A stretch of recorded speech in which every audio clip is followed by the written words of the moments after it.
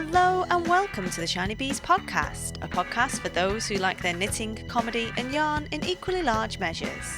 I'm your host Jo Milmine and this is episode 112, Knit, Share, Love with Clare Devine. I feel a need to laugh again with you, if that's alright.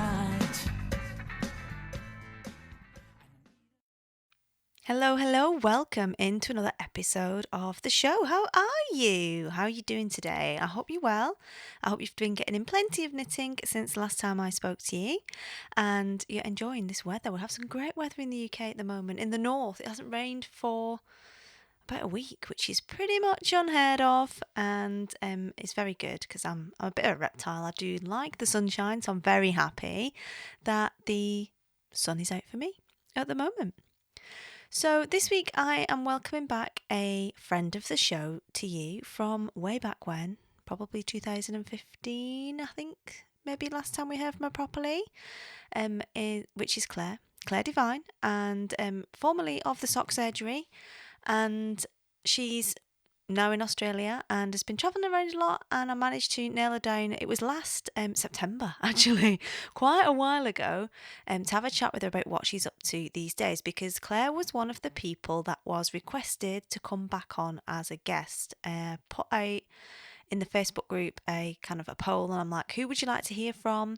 Who would you like to hear from again in terms of guests? Because I'm quite open to bringing on guests that you want to hear from and people you think, oh, I wonder what they're like. Because that's how I find guests. That's how I decide to speak to, is I look at their work and I look at what they do and I think, oh, I bet they're really interesting. I want to have a chat with them. And that's generally my approach to finding guests. So as I said, Clare even, was one of the people that was requested to come on again and people wanted to hear from again. So obviously I want you to be happy. So I went and had a chat with her, and any excuse to have a chat with the Devine, to be honest with you. She's a lovely, lovely lady, and always a good excuse to catch up with her. So I'm not going to take any more time in the intro. I'm not going to do any notices. I'm just going to crack straight into this interview. So hope you'll enjoy it.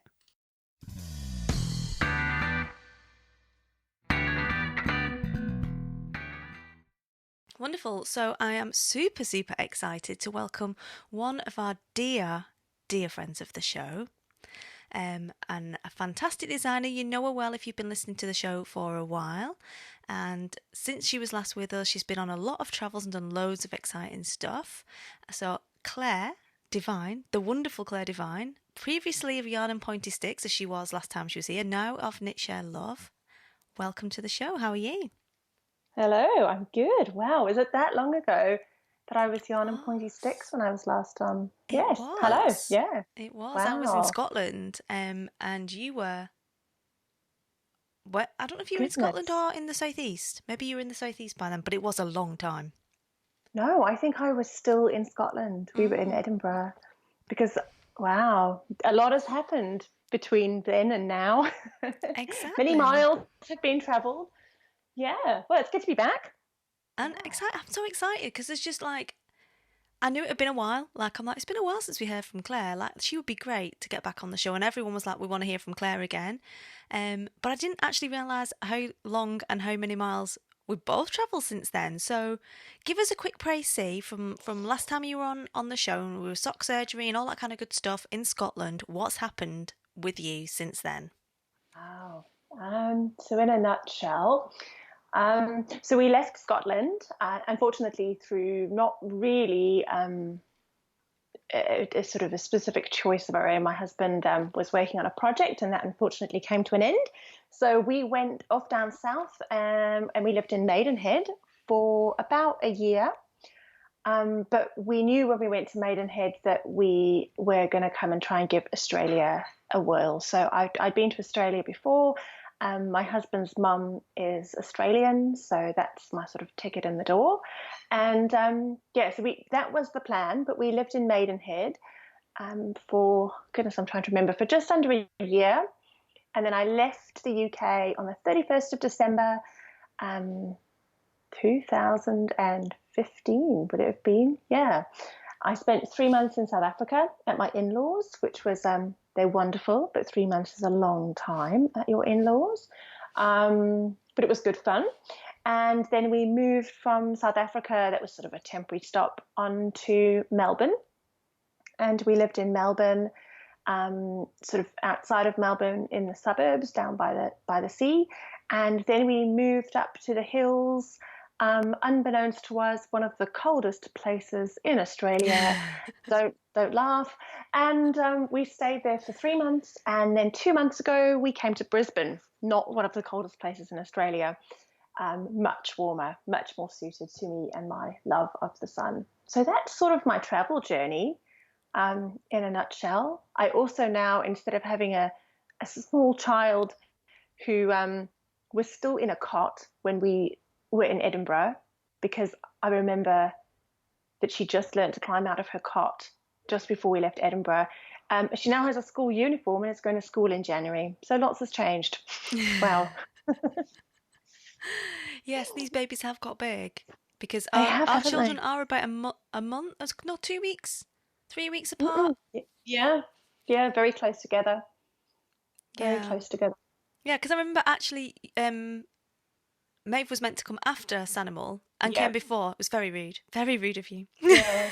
It's nothing to do with me. I've never been early for anything in my life. She's a trailblazer there. Yes, she was early, wasn't she? Yep.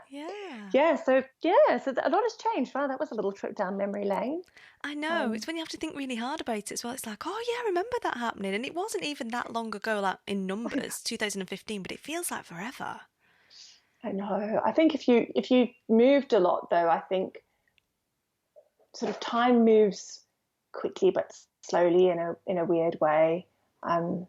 Yeah. Yeah, but it's good. So now I'm in Brisbane where there's no need for any hand knit socks whatsoever. It's flip flops every day. Though I should probably say thongs, else they might kick me out soon, being a foreigner and all that. But yeah, it's good. But I'm still knitting every day, even when it's really hot. So never fear. There'll always be socks. That's good. Aircon is your friend when you're a hand knitter in a hot climate. Yeah, aircon is your friend when you live in Brisbane, regardless of whether you want to be a hand knitter or not. But definitely aircon is required. Even in Melbourne, I was knitting a sample just before Edinburgh Yarn Festival last year, and I had this huge sample to finish in about 10 days because obviously everything has to be done at the last minute because what would forward planning do, There was a heat wave the week that I had to finish that shawl, and it was really good woolly wool, perfect for Edinburgh, and it was like 38 degrees or something, and I just remember sitting under the air conditioning unit thinking this is something really wrong with this setup. It's ridiculous. So the tales of knitters in warm climates, eh? Yeah, definitely. Because that's the interesting thing, actually, because you've kind of brought me onto a nice question there. Because Brisbane was actually the start, if my memory serves, and I think it does, the start of your kind of journey back into, well, was it back into knitting or was it the very first part of your knitting journey where you knitted a hat from some wool that you got from a shop not in Melbourne, in Brisbane? No, so sort of the actual it was sort of a start in knitting. Though my grandma was a great knitter. She used to send us, bless her soul, these amazingly intricate Aran jumpers in really good, solid British Yorkshire wool to South Africa. And they weren't really that practical. And we sort of put them in cupboards. And I just remember mothballs and these ridiculously warm jumpers. So knitting wasn't really a feature of my childhood in terms of practicing the craft. But that knitting story actually is in Western Australia. And it's yarn from a shop in a place called Denmark, which is on the southwest coast, which also happens to be cold, wet and windy, which does dovetail well with the recent travel story. People, your listeners will sense a theme here of our life. So we were in cold, wet and windy Denmark, moaning about it being cold, wet and windy. And we looked at the weather forecast on the news and we saw the sun shining in a place called Broome, which is in the northwest of Australia, where 5 degrees because they don't have winter. They have a wet and dry season up there. So we went to live in Broome. So I started knitting in Broome in the winter of 2009. in 35-degree temperatures, but it was winter. So, and then I continued to knit when we lived in Brisbane through the summer of 2010, the beginning of 2010. That's when I knitted a shawl out of Malabrigo lace. I can confirm that Malabrigo lace and high temperatures and humidity without air conditioning is not a good combination. And I'd strongly recommend that you choose something else because it melts. But yeah. I love that. I knew it was a Well, bee. I knew it was a bee. It's early for me yet. a I could bit. have sworn it was Yeah, when it's Brisbane. hot, It was hot and hot. sticky. And I did live in Brisbane. I lived in Brisbane probably. I did more knitting in Brisbane than I did in Broome because we moved from Broome pretty much to Brisbane. Well, we did a tour of Australia, which isn't a small feat, but we lived in Broome and then we lived and worked in Brisbane. That's it. So I knew it was you sort of got it right, there. I mean, come It's on. just a small place, Australia, And we know east how to much you. west. It is, yeah. And we know how much you like to stay in one place for long periods of time. Just long enough for me to Exactly. memorise your address. So. Yeah. Well, I can tell you that filling in my addresses for my Australian visa was an interesting process that involved extensive searching of Google libraries, Royal Mail, my mother's diary. Thank goodness she keeps a proper diary because you have to tell them like everywhere you've ever lived and everywhere you've travelled in like the last 20 years. I used quite a lot of pieces of paper for that. Yeah, I know what you mean. Because obviously we had not quite as good as you, but we also moved a lot, and I found that Amazon, if you just go through Amazon, other retailers are available, of course, but if you go through that is where all of the previous addresses are. If you save your addresses there, then you've got all the details kind of to hand when you have to do the 18 pages of additional addresses for Yes, everything. yes. And it's good for tracking dates as well because you're like, oh, I've got a CD on that day, though who buys CDs anymore these days? Giving away my age now, but yeah. Yeah, addresses. It's a bit nuts. But It yeah, is. so knitting is good in the hot weather. It's all good. Awesome. So taking it back to the knitting, because obviously we want to know about you because we're very attached to you on the show, Claire. And we all and me, obviously. But we'll go back, take it back to the knitting. In terms of what we're going to be chatting about. Yeah, absolutely. As much as we can go off. It's not a problem to go off. We like to be a little bit cash at times on the show. So we started your knitting journey in Broome. I remember the beautiful pictures actually of you. There's one that you've got on the beach with really orangey Yes. sand that I absolutely loved. Yeah. And it all started there and has moved around the world with you. And last time we spoke to you was probably not that long after Sock Anatomy, I don't think. In fact, I think you just brought out the kiddie versions of. No, the adult versions. Sorry, the adult versions. The kiddie one was the first one, the little ones, and then you redid the Yeah, book, a second edition with adult versions in there as well. I did. Loads changed since Wow. then. You're blowing my mind. I know. Um, How dare you not come back on the show for this amount of time, Claire? Goodness gracious. Seriously. Okay. So knitting wise, besides my crazy life of moving, knitting wise, I've got a lot more patterns than just Sock Anatomy now. I think I'm up to 112 or something. Yeah, I It's remember your pretty century. awesome. So yeah, and I'm still doing socks. So I still love socks. And I think you mentioned to me that you've had Knitting Goddess on the show. Yes, Did you just say that? I did say Yes. yes. So I do a sock club with Joy now. Again, still very focused on sort of construction. So if anyone remembers Sock Anatomy, my sort of love affair with heels and toes and different heels and toes and how to adjust socks to fit, that love affair continues. Some things change, but some things stay the same. So I did a yarn club with Joy called Blue Skies. And then this year we've done one on looking at circles, and she just does the most amazing yarns, and she gets me. So this year all the yarns were a colour wheel, but using grey to sort of change the hue. I'm not really a colour person. That's why I love grey. I think it's the hue or the shade. I'm sure someone out there knows better than me, but I thought it was amazing that she was like, I know you love grey. I love colour. You love grey. We can make this work. So that worked. really well this year, and I'm working with her again next year. So next year I can probably tell you some of it is still under wraps, but I'm developing a new idea for those people who dislike knitting second socks. You see, I don't have this problem because people always ask me how I sort of avoid second sock syndrome, and I always have to joke that, if I started publishing patterns with just a picture of one sock, I don't know how well I'd do. So I have, added incentive to make sure that there are two of them. But I don't really mind a second sock, but I know that the struggle is real. So I am doing a sort of a set called twins, so not identical twins, but fraternal twins, with the idea that each sock design will have two elements to it. So you can either knit like a sock A and a sock B, or you can knit two sock A's and two sock B's, or whatever combination you choose if you just prefer the one design, if you want them matching. But the idea is to have two socks that work together but that are different, so you get two different knitting experiences but one sock, instead of ending up with lots of single socks, because I hear that single socks aren't that useful for most people who have 2 feet. So there's that. What else have I done knitting wise? I did a cardigan, which was a very interesting experience.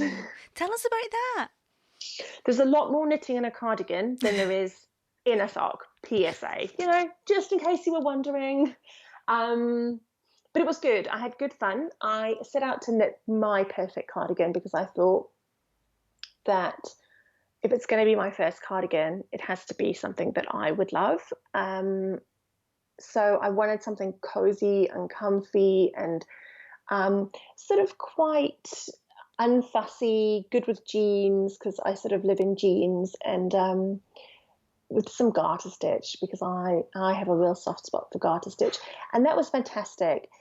Grading a cardigan is a mind-bending experience that may or may not have reduced me to tears at points. But I have to say, thank goodness for amazing technical editors, and thank goodness for amazing test knitters who were very patient. So it went well, and there will be more cardigans on the horizon. I'm waiting for a small child to go to school, because apparently when they go to school, all of your days have more hours in them. I don't know how true this is, but I keep telling myself it will be better in February. And what else? Yeah, and then some other bits and pieces. There's been quite a lot of stuff going on. I've got a couple of interesting projects coming up, or sort of ongoing, if you're interested in those. Yeah. Yeah. So my partner in crime, Jess, who is she's a really good friend of mine, but she's sort of the first indie dyer I really worked with, and we work really well together. Jess and I have 2 projects. One of them is the Tea Collection Club. So the Tea Collection came out, wow, you're really testing my dates here. I don't know, like 18 months ago, 2 years ago.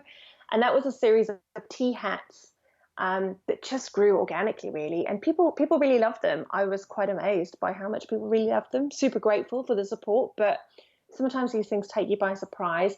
So we did a sort of a twist on a yarn club with tea hats. So we've had 1 quarter go out already, the autumn quarter, and we've got the winter quarter that goes out on the 1st of December, but then we'll have another 2 quarters, so spring and summer, and every quarter there are 3 hats, and Jess has done 3 beautiful colorways for them. So that's been really good fun, and I can give you more information. You can link that if people are interested. Yeah. And then the other project I've got with Jess is the Neighbourhood Sheep Society. Yay! Which everybody loves, the neighbourhood sheep. I've been meeting all the neighbourhood sheep in Australia. Well, not all the neighbourhood sheep in Australia. That's probably not an accurate statement, but a few of them.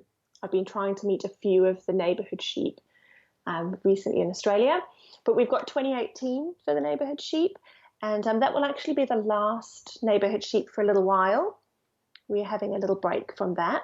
So that's open for sign-ups at the moment, if anyone's interested. Little plug there. It's same as before, so 3 small batch yarns Jess has dyed. Some of the yarns may be undyed to complement the dyed yarns. and really just exploring different kinds of sheep breeds. So not your average blue-faced Leicester or Merino. Not that there's anything wrong with them, but I think sometimes it's nice to look at the lesser well-known or lesser well-used, lesser used breeds. So that's been good fun, and that starts in January, so that will run January, March, and May. Yeah. So I think that's the main stuff I've got going on, and then a million and one ideas swirling around in my brain that I try to find time to knit on. But I haven't invented that knitting time warp machine yet, so sometimes I run out of time, but it's all good. Yeah. Awesome. So busy then, Yes, definitely. busy. I like to be busy though. You I like do. to be busy. Busy is good. Busy. And I'm very grateful that I can't be busy doing this. It's sometimes it's like it's a job. So sometimes you have to do things that you don't really want to do. But I have to say, at 16 I flipped burgers at a chain of burger places, as you do when you're 16, and this is a much better job than flipping burgers. I have way more fun even when I'm doing things I don't want to. So every day I'm grateful for the opportunity. It's all good. It is, and it's exciting because I remember your first ever pattern, like when you first came to the UK, and it was the was it toasty talloos? Yeah, those little stripy rainbow leg warmers. Yeah, they Yeah. were amazing. And I remember thinking, oh, she's so clever. Like, she's done this pattern and everything. And how has she managed to do that with, like, a small child? So I had two of them at the time as well. And I remember it being hard work. And from your first pattern coming out, I remember it coming out to, like, now, where you're all proper and you've got books and teaching and everything. It's just so exciting, and you've worked really hard for it. It's not been something that's just kind of fallen into your lap because you're lucky. Like, you've done the work, and I know that on a personal level you've done the work. So I know you're grateful, and we're grateful for you. But you've put the effort in. You deserve it. Yeah. Oh no, it's good. Thanks. Yeah, it has. Yeah, it's good though. I could never have imagined this. Just from a sort of a business sort of career perspective. I actually had the most hilarious conversation with someone the other day where I'm really interested in getting to know sort of local Aussie producers, and because as much as I love my British yarns, and I come back to the UK as often as I can. Um, I sometimes get knitters say to me here quite rightly, oh, well, I want to knit your pattern, but like I'm not going to buy yarn from the UK, which I understand because there's plenty of beautiful yarn here. So I'm talking to some independent sort of producers here about things I might do for next winter, because now as a knitter, my life is perfect really, because I live in the sunshine, so I never feel cold, which is really important to me. And I get winter here to plan for knitting and winter in the UK to plan for knitting. So I have summer all year, like practical living experience, and winter all year business experience. It's pretty good. Anyway, I was talking to this woman, and she was really nice. I had this really long conversation with her. And then right at the end of the conversation, she said, "So where did you train?" And I just went, as a knitwear designer. And she was like, "Yes, where did you do your training?" And I was like, I didn't. And the phone just went silent. And I think it's really interesting in the hand knitting sort of Ravelry world is there are so many people who don't have this sort of formal training in fashion or textiles. There are plenty of people that do, but there are plenty of people that don't have a formal training and have just developed the skills through their own interests and work, and who maybe didn't expect to land up here like me, but they have. And because of Ravelry and because of the nature of the internet and knitting today, we've been able to build these businesses, which is, from a business perspective, it fascinates me. And I said to her, no, but I'm really competent, and I do know, and I work really hard, and I've practiced. And there are lots of other people out there like me. I was like, there's Hohi, she was a doctor, and half of Tin Can Knits, she was an architect. I think she thought I was a bit mad, but it's and who else has a really interesting background? Willie Wormhead has a really interesting background, and Carol Feller was oh, I might be wrong, an architect or some kind of engineer. She's an engineer of some description. She was before her knitting life. So yeah, and I sort of got sidetracked there, but I think it's interesting, and I would never have thought that I would be having this conversation about this being my business, but I love it and it's good. So yeah. Yeah, definitely. Because I almost know when people say, I know this sounds bonkers, but when someone says, "Oh, and I trained at Central St Martin's," and I'm like, "Wow, you actually went to that college for knitting?" Because there are so many people who, like you said, they've come at it from a not from. I suppose the way our education system works is you have to have the qualifications, and then you go get the job, and then you relearn the job on the job because 3 years Yeah. at uni wasn't enough. So you have to start at the bottom again on no money and relearn all of the stuff anyway. And actually, you've come at it from a practical point of view, almost like an apprenticeship type thing where you've developed those skills, but not in a traditional education setting where someone's putting that into your head necessarily. It's been a lot more of Yeah. an organic education experience. Yeah. And I suppose, everything as well always sort of leads to things. So I think about all the things I learned. Like I did do a fine art, I did a photography degree. So I did go to art school. Though, to be honest, doing an art degree really is 3 years of the school of life, and that's about it, because there wasn't that much hard work that went into being in a fine art college. It was great fun, but I know that people who studied accounting probably worked much harder than I did for 3 years. But even the things that I learned in random jobs through other parts of my career have all filtered into this. And I think it's been good for me in terms of running a business, because running a small business is not just about knitting or not just about textiles or knowing, being creative. Running a small business is about 20% of being creative and 80% of doing all sorts of other different things that you need to do to keep a small business going, as you will know, because I know that you do so much sort of business support or coaching or sort of helping people make the most of their businesses. So there's certainly lots of things to draw on from the journey here. And life is a journey, isn't it? It's my phrase. It is a My constant go-to. journey for you as well. It's like, It is a constant journey, though. But I think that's, I really love that sort of fluidity. My phrase is always, nothing in life is permanent. mm-hmm. When people say, so are you here permanently? And I'm like, nothing in life is permanent. Except for your children. You can't really get rid of them. I don't believe it's socially acceptable.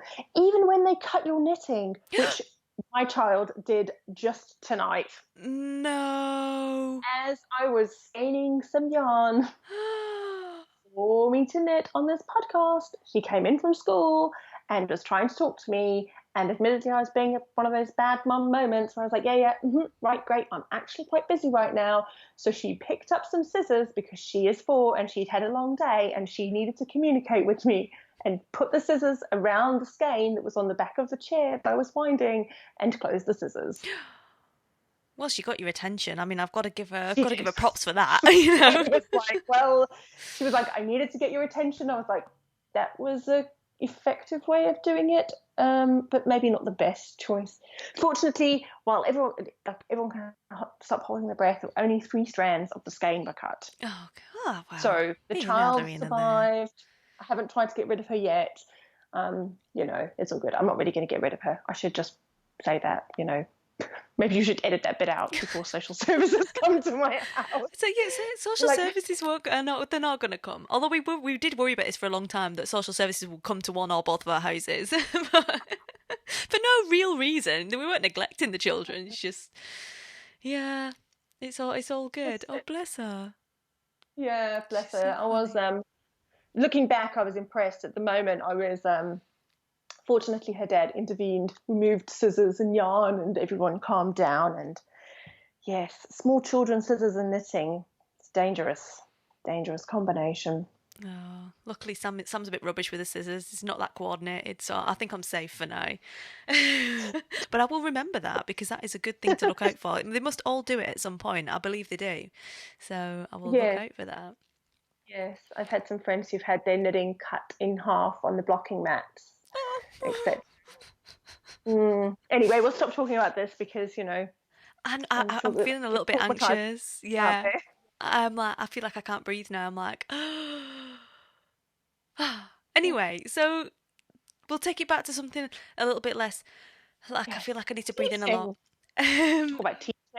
we, yeah, well, you were talking about local producers. That was what kind of got us into this Yeah. kind of this Yeah. story, and it'd be really fascinating for us all to hear about the knitting scene in Australia and what you've experienced so far as part of that now.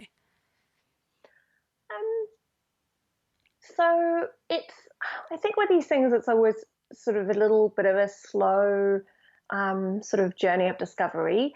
And because I came back to Edinburgh and because I'm still very connected with the UK scene, I still sort of feel very much part of the UK scene. Hmm. Um, but down here, there's lots of really interesting bits and pieces going on. So I've been lucky enough to teach at a couple of shops, and there's a couple of really interesting places opening up in terms of access to yarns and people sort of accessing overseas yarns.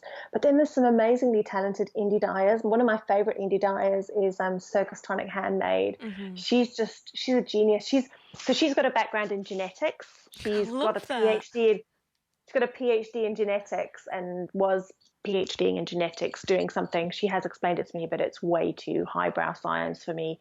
Um, but now she has three young children, so she is at home and making a business out of dyeing the most amazing yarn in only a way a scientist can, because I know that sort of yarn dyeing can fall on sort of one of two sides. There's either that super creative process where you can never really repeat anything, or there's the really systematic way that a scientist works. So she's a really interesting character, and there's some other ones, but my big love is local farms. So Hmm. there's an amazing farm outside of Melbourne, about 2 hours west of Melbourne. I was just having to look at the compass in my mind then, and called Tandy. And Tandy is a really interesting story for me because, so if we just roll back to my knitting story in Broome, Hmm. when I was living in Broome, I realised that actually there wasn't really much call for me to knit myself anything to wear because it was really hot and really sticky. So I found this pattern to knit a bag that was made out of little garter stitch squares that were then all sewn together and felted. Hmm. Random but true. So I decided that I needed chocolate brown and duck egg blue because sometimes I make decisions like this, and I wanted really good, nice wool that could be felted, not superwash stuff. So I went on a little search and I found this really random farm somewhere in Melbourne, and I wrote to this lovely lady called Wendy Dennis, and said, I'm looking for a duck egg blue and a chocolate brown. And she was like, I think I have just the thing. And I was like, fantastic. So off she sent it to me. Roll on however many years that was, like 7 years. I came across someone who'd moved from Australia to the UK called Jules Woolen Flower. Hmm. She's now based in Scotland, and she told me how she used to go to this amazing farm and I should definitely visit. It's called Tandy. And I was like, oh, wow, okay, small world. So then I came to Melbourne, and I was working in a yarn shop 1 day a week in Melbourne. And I wasn't very good at working in the yarn shop. I just spent a lot of time looking at the yarn, thinking of things that I might knit and things I might design with it, which I don't believe is one of the main things a retail manager's looking for in their staff. So, but I tried and I was enthusiastic. But anyway, it led on to other different interesting things. So there's a lady there called Karen. I'm getting somewhere with this story. And she then phoned me up and said, would I like to teach at this new event? It's a 2-day weekend at this amazing farm called, you guessed it, Tandy. And I just thought, what a random small little world the world actually is. So I've been and taught there, and I've been there and taught twice now. And they're fantastic. They have Polworth sheep, and they have been farming that land for a really, really long time, and they have just the most amazingly beautiful yarn. So their yarn is spun in New Zealand. A lot of local Aussie yarn goes to New Zealand to be spun. But they have teamed up with another place called Great Ocean Road Woolen Mill, Hmm. which is a lovely couple, a Aussie guy and a German woman who have this tiny little boutique mill on the Great Ocean Road. It's a beautiful part of the world, and they are making really lovely local yarns down there. So they had a project where they took alpaca from the local area and polwarth from the farm, and they spun this super bulky yarn called the Henry. So it's kind of is it called a barber pole? You know, where the two colours are twisted together. I'm sure it's called a barber pole Yeah. yarn. So that's fantastic and so enthusiastic. You know, I think things are tricky here because the industry, any from what I know, and I'm certainly not an expert, any wool industry here is on such a large scale that the local yarns that you see indie dyers using in the UK that are being spun by the likes of John Arbon and down at Natural Fibre Company down in Cornwall, that there's not that many places here spinning at that volume. So you don't see the same sorts of variety. It's very merino heavy here.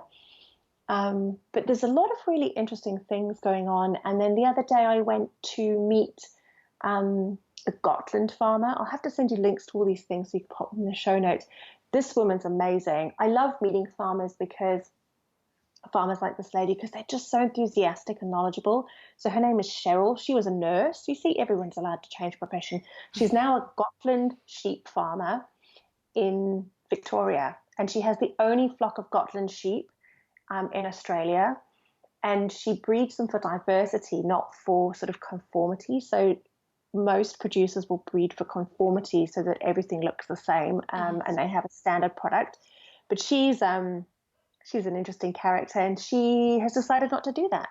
So while her yarns don't fit the sort of standard model of what people would expect from a Gotland, she has all these sort of different shades of Gotlands, because I didn't realize they're not all that sort of steely grey. They come in all sorts of different shades if you don't breed them into a pattern.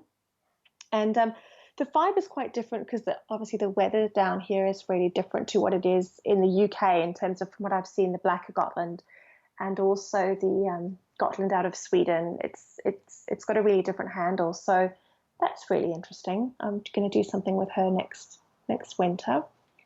And yeah, there's some really interesting folk, you know, and some good stuff happening. I often say that when I was in the UK, I often looked at the States and thought, oh, they have all these single origin small batch yarns, you know, these farms that are spinning their own little boutique yarns or having boutique yarns spun. It's so interesting over there. And then that really sort of started to surge in the UK. I've seen like it happen more and more, and lots of indie dyers have their own blends. And I think that they're right at the beginning of that here in Australia. I think even in the last year, I just see more and more things popping up and people are getting really enthusiastic about it. And I think it's one of those sort of snowball things. The more people produce, the more will be produced, the more interest there'll be, et cetera, et cetera. I'm sure there's a really specific economics term for that, but that's my layperson's way of explaining it. Yeah. Oh, awesome. Because I mean, like you said, we I kind of talk too spoiled. much. Hey? I talk too much. I'm like, No, you don't. I was into the story. I was like, oh, cool. I'm like thinking about it. You have a lovely storytelling. It must be the South African in you. You have a great storytelling ability. But it is really interesting because I mean we are a little bit spoilt here. Certainly in the last few years, and this was a conversation that Joy and I had in that, you know, when you mentioned Joy in that episode about all of the kind of interest and the widening of the market and what's available beyond that BFL and beyond that merino and all of the interesting stuff that's happening. And so you kind of like, especially with exchange rates and things like that, or if you are particularly focused towards using local stuff rather than things with lots of air miles, again, a conversation we had in that episode, you tend not to kind of look as much abroad, and you certainly, even though you know Australia is a huge fibre producing country, you don't necessarily think I'm going to import something from Australia because it is just so far. And likewise the States, you know, like these days, like if I went there on holiday I'd get some, but I wouldn't buy any American yarn in a shop here, and I wouldn't necessarily order it from there unless it was something something different or someone I particularly liked. So it's Yeah, really interesting for us to hear about that. What is different about Australia and all the things you've got going on there. For interest and in case we find ourselves there, really. I'm hoping I do soon. absolutely. I must say that I think though, and I sort of feel that I saw this happen in the UK, is I think that consumers need to be sort of prepared in a way or open to all the things that come with local produce. So we saw it with food, I sort of feel like the idea of buying local or sort of providence with food is not something that's new, but it's certainly something that's come about recently, Mm. relatively recently.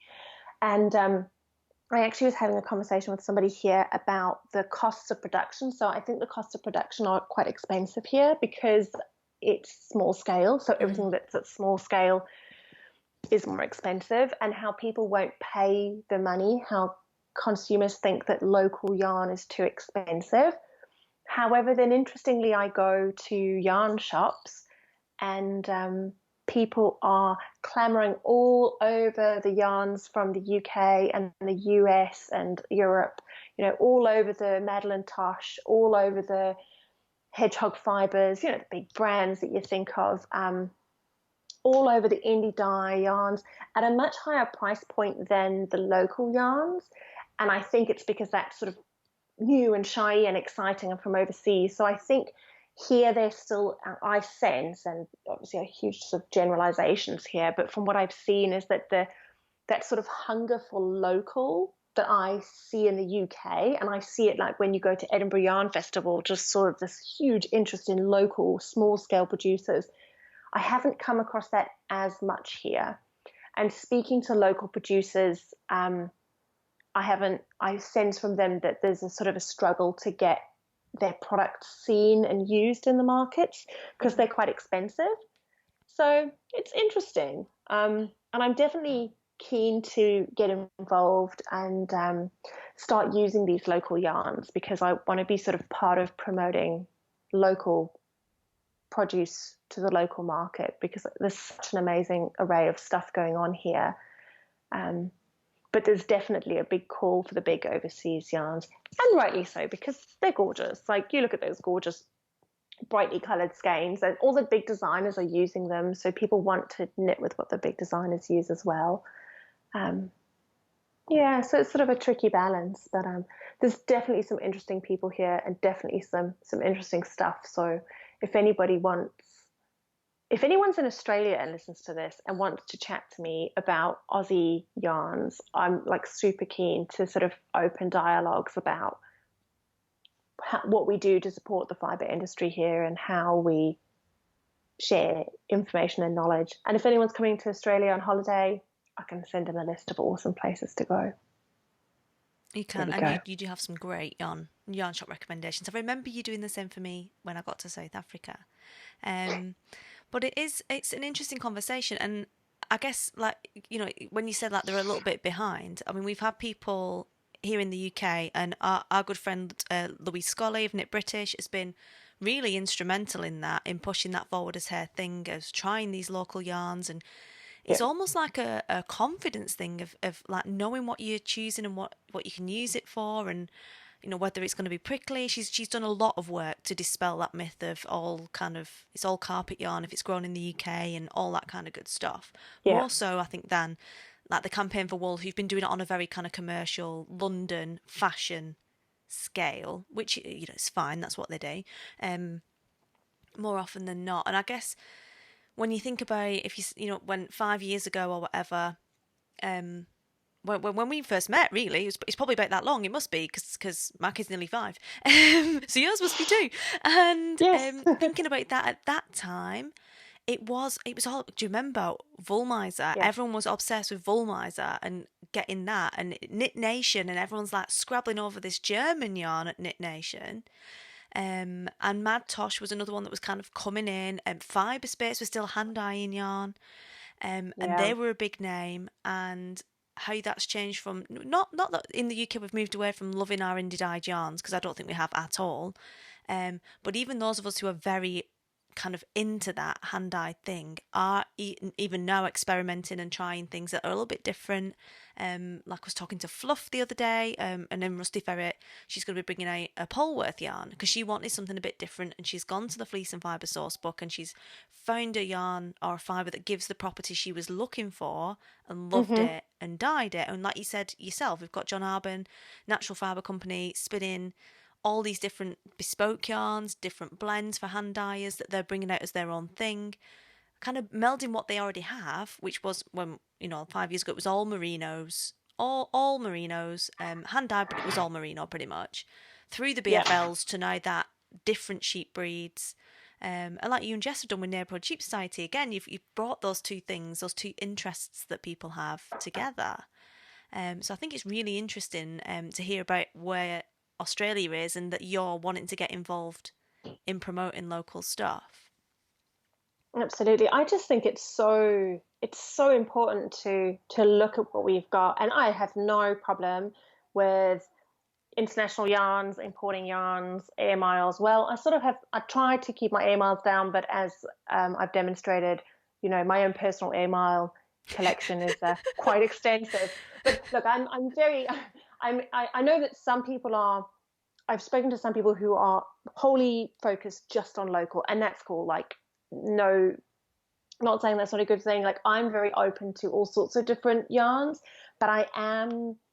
I had a conversation with someone who's up in Queensland, and it makes me sad to think that local producers are making this local product, because a lot of, I don't have the statistics, of the Australian clip is merino, and it goes to China to be processed, and it gets made into all the things that merino is made into, including superwash yarn that ends up in dye pots around the world. But I just think that there's got to be a balance, and I think as knitters, but also especially as designers or people who are really enthusiastic about fibre, we can do a lot, as Louise did for the British market, in terms of raising awareness and talking about it and being enthusiastic, because there's so much to be enthusiastic about. But I think that the more people who are enthusiastic about things and sharing things, the more exposure things will get, the more opportunities everybody will have. It's that rising tides kind of saying, isn't it? But and from a design perspective, I think it's important for me to use different kinds of yarns and local yarns, because I know that, one, it's an access thing for people to be able to get the yarns that you've used. And two, I know that a lot of knitters will always try to knit with a recommended yarn. Because yarn substitution, some people don't feel as confident with that, or they don't enjoy doing it. So I try to think about all of that when I make choices as a designer. And then, look, the bottom line is I like a good, interesting local yarn. I always like an excuse to travel somewhere and have a look at a sheep farm. So it works for me at the end of the day, is the bottom line. And I love meeting passionate people who really love what they do. And I've met, in the last month, I've been fortunate enough to meet and talk to 3 farmers for something that I'm planning next year. And they're amazing. They're really amazing. And they're making beautiful products down here, as are farmers in the UK. And they deserve our support as knitters. They really do. So, yeah. I love that. I can tell it really comes across how kind of passionate you are about that. Kind of symbiosis, really, in promoting what's local to you and making it accessible, as well as having that fun knitting experience and having that useful garment at the end of it. Because all of your designs are super wearable. It's really nice to hear that come through in your voice and the enthusiasm you have for that. And you're exactly right. If we are all enthusiastic about it and we're all out there to try and help each other and try new things and promote things, it can only be good for all of us. Absolutely. I think there's so much positive stuff that goes on in the knitting industry, and there's so much opportunity. And if we just embrace that and sort of make the most of it, then I think it's a good thing. Nothing's perfect, but I think as far as knitting goes, on a sort of a scale of, there's a lot of good going on. So I'm always happy to sort of share and to learn. I'm always happy to learn from other people. It's one of the joys of being able to experience new things is how much there is to learn from folks out there. Yeah, it's good. I should chat to Louise. Maybe I could do like a Knit Australia. I think I might be a bit foreign to be Knit Australia though, somehow. That'd be amazing. That'd be so much. It'd be so interesting. If she doesn't want Be you, like, I'll have you. You can come and do Knit Australia for me. be Seriously, like because it is. Knit Australia by a local foreigner. Well, I mean, most of them are foreign anyway. Like Well, yes, yeah. But I really. also look, I'm trying. I think it's important to sort of get stuck in. I've moved a lot, Mm. and moving and I try to teach Maeve, my little one, this, but about sort of being adaptable and bringing what you have and learning what your new surroundings what it needs from you, but what it can offer you, and sort of making sure that there's balance there. And so that's in terms of a designer way. I think it's really important for me to get to know what's going on here, because I think that that's my responsibility as a new arrival. Yeah, it's all good. Knit Australia. Knit I wonder. Australia. Love that. Love that. Watch this space. I'll just add that to my to-do list of Yes. things that I'm going to do when I get those extra hours in every day when your child goes to school, because I believe that happens. There's no more 24 hours in a day. They becomes like 28 or something. Anyway, Next year random. is going to be exciting then. Yeah, whole world will change. No, it'll be good. It'll be good. So yeah, I'm trying to think if there's anything else. The other thing is, I don't know when this is going to air, but I am going to be in Nottingham I was like, it's not for ages though. It's like 3 weeks away. Whoops. This won't air before then. I'm going to be at Nottingham Yarn Festival, and then I'm going to be at Edinburgh Yarn Festival in March. So if you see me, come and say hello. I always like to say hello to people, so do come and say hello. As I've demonstrated in this podcast, I have quite a lot to say. I can chat until the cows come home. So yeah, do come say hello. Unless you want some peace and quiet, and then I'm probably not the best person to come to speak to. So you've nicely segued us into where is the best place to come find you? So you can find me on, I have a website and I have a blog. My blog is a little neglected, but you can still find me there. So that's knitsharelove.com.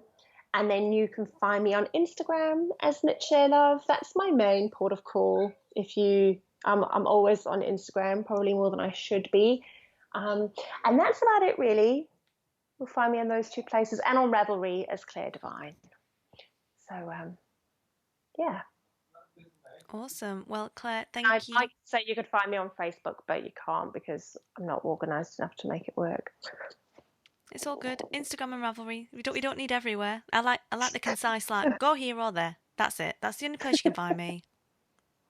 So there. That's where I am. Or in Brisbane. If you're in Brisbane and you're looking for someone to go for coffee with and knit, contact me on Instagram. I don't know if I should say that, then yeah. Anyway. You totally can. You totally can. Carry on. You know me. I'm laid back. I'm all about connections. If you want to go knitting with my audience in Brisbane, I think you absolutely should. Awesome. Well, Clare, I'm so grateful for you to come back on the show and update us with everything you've been doing and the fascinating stories that you've got from Australia about the yarn scene. It's been an absolute pleasure. Yeah, thank you very much for having me. That's and okay. It's been grand. Yeah, we'll catch up again soon. Definitely.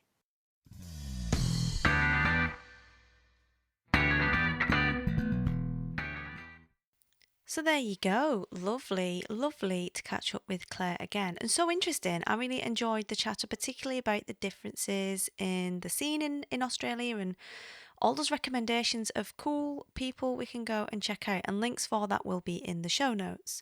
Obviously, there are some time references in there that have elapsed since we recorded that conversation, but there was so much good stuff in it, I figured it was worth just keeping it in and still sharing that with you.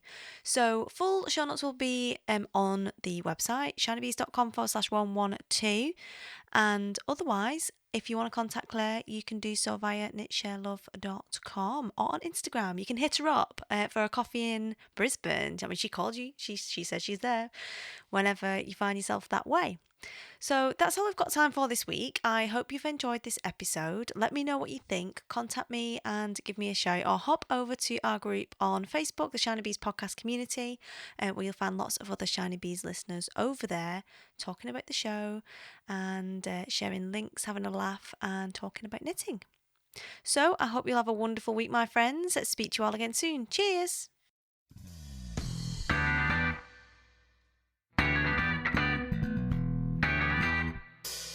You've been listening to the Shiny Bees podcast. Full show notes and links for this episode can be found over on the website at shinybees.com/112. And if you want to get in touch with me, you can do so via email. It is info@shinybees.com.